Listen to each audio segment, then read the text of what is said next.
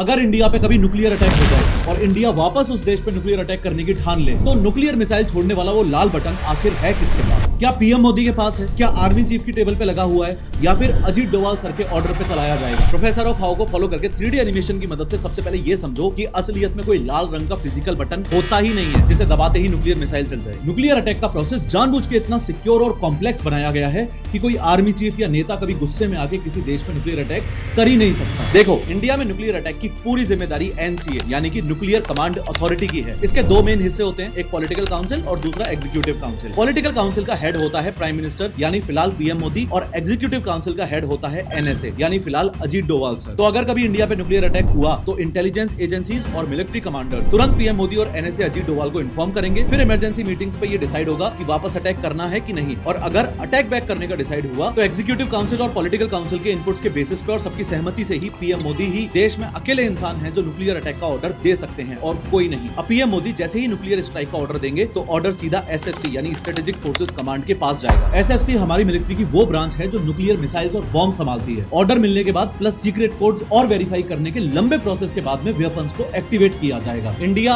आज के दिन लैंड, एयर और सी तीनों ही डोमेन से न्यूक्लियर अटैक करने की ताकत रखता है। सी में हमारे पास आईएनएस अरिहंत है, एयर में हमारे पास मिराज 2000 है और लैंड में हमारे पास कलाम सर की नींव पे डीआरडीओ के साइंटिस्ट ने बनाई हुई अग्नि 5 है।